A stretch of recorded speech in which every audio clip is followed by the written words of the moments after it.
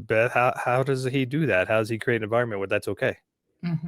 Well, this comes back to like, we need to talk about it. And especially with the people we're having sex with. Like, I can't tell you how many people come to me and they're like, we don't know how to talk about it. And they've been having sex for years that they haven't been enjoying, and a lot of, to your point earlier, Kirk, a lot of women are like, I really wish he would just take me. Like I really wish the lion would come out. And so there need to be like actual conversations happening. Like, yes, you guys do have a lion in you. So do we. Like, sex is primal. It is not safe necessarily. It is not a safe activity. But if we can actually have open conversations around this is why I think actually like the kink and the BDSM world, whether you're into it or not, has a lot to teach us around how to have these conversations. Like, what are things that don't feel good to me? What are words I don't want to hear? What are words I do want to hear? What do I want you to do to me? What do I want to do to you? When you can start talking about these things and then actually build some skills, and then even have ways of like having conversations when things don't go well. A lot of people don't bring things forth, whether it is sexual or emotional, because they're afraid of making a mistake. And when we're in these territories, these erotic, emotional territories, these primal places, you will make mistakes. You will cross lines. You might mess up.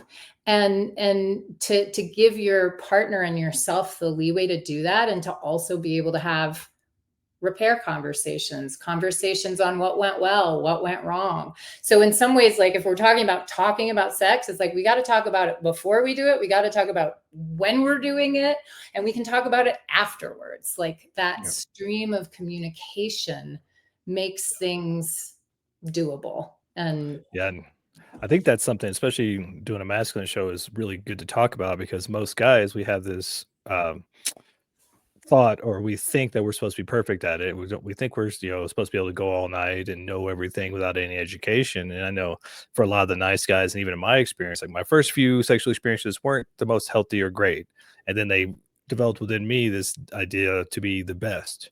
I'm the best pleaser. But then through relationships and things, you get to a point where you're like, well, how do I receive? How do I allow that? And so being able to have those conversations, or even, I think what we really need to do is change the narrative around just being perfect at it or being good at it. Just being like, this is, it's like anything else. You got to work it out. You got to kind of talk about it, figure out what works. Like, you're not going to be perfect, but so many guys out there are scared to death because they think they have to be perfect.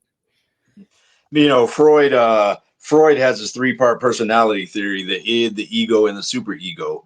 Right? And the id is that primary, that primal part of who we are. That's just the lion that devours with no remorse, kind of thing. And and then you have the super ego, which is all the morals and beliefs and all those kinds of things. Then you have the ego in between that recognizes the needs of the id, but puts in balance the higher set of beliefs and foundations of the super ego. And so having a strong ego is good, being able to do that. And Beth, to your point, I think so many marriages fall short in the ability to talk about those things and to explore those things, and to, what does my id, what does my primal part of me, when I see you, I just want to do this or whatever. And that